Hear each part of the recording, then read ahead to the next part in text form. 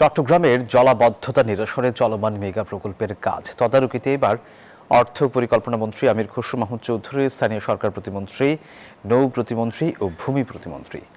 দুপুরে প্রবর্তক শুল্ক বহদ্দারহাট এলাকায় চলমান প্রকল্প পরিদর্শন করেন তারা। এ সময় অর্থমন্ত্রী বলেন, এই বছরের শেষে মেগা প্রকল্পের কাজ শেষ হলেই জলাবদ্ধতা প্রকল্পের সুফল পাবে জনগণ।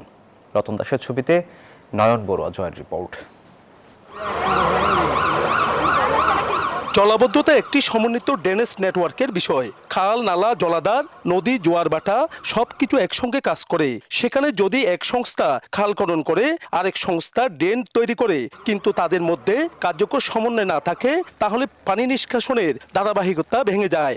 বর্তমান প্রকল্পগুলোর ক্ষেত্রেও সেই সীমাবদ্ধতা দেখা দেয়। তাই দীর্ঘ বছর ধরে হাজার হাজার কোটি টাকার প্রকল্প চলমান থাকলেও সামান্য বৃষ্টিতে এখনো চট্টগ্রাম নগরীর জলাবদ্ধতায় নিশ্চিত হয়। দুর্ভোগে পড়তে হয় নগরবাসীকে। জলাবদ্ধতার হাত থেকে চট্টগ্রামবাসীকে মুক্তি দিতে এবার বদ্ধপরিকর বর্তমান সরকার। তাই তো প্রকল্পে অগ্রগতি পরিদর্শন করেন অর্থ পরিকল্পনা মন্ত্রী, স্থানীয় সরকার প্রতিমন্ত্রী, নৌ প্রতিমন্ত্রী ও ভূমি প্রতিমন্ত্রী।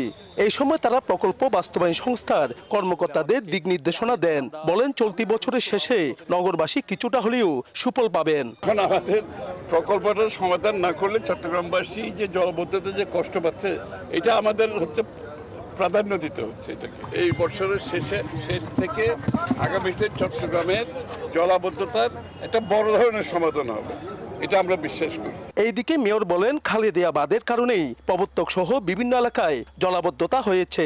তাই আসছে বর্ষার আগেই সরিয়ে নেওয়া হচ্ছে বাঁধ। এখানে যেহেতু বাঁধ দিয়েছে কাজ করার জন্য, রিটেনিং ওয়াল করার জন্য তো দিয়েছে, ওই রিটেনিং ওয়াল করার জন্য বাঁধ দেওয়া হয়েছে। এখন বাঁধগুলো অপসারণ করা হচ্ছে। তবে পরিকল্পনায় গলদ বলে দাবি করেছেন নগর পরিকল্পনাবিদরা।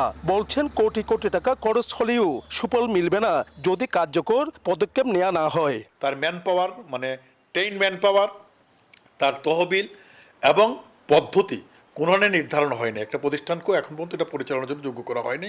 এবং তারপর দেখা যাবে প্রকল্প তৈরি হওয়ার 2 বছরের মধ্যেই প্রকল্পের 100% রেজাল্ট মাইনাস হয়ে যাবে যদি প্রপার মেনটেন্যান্স আমরা না পাই। জলাবদ্ধতা নিরসনে শুধু সরকারি পদক্ষেপ নিলেই হবে না, সচেতন হতে হবে নগরবাসীকেও। এমনটাই অভিমত সংশ্লিষ্টদের। নয়ন বড়ুয়া জয়, নিউজ 24, চট্টগ্রাম।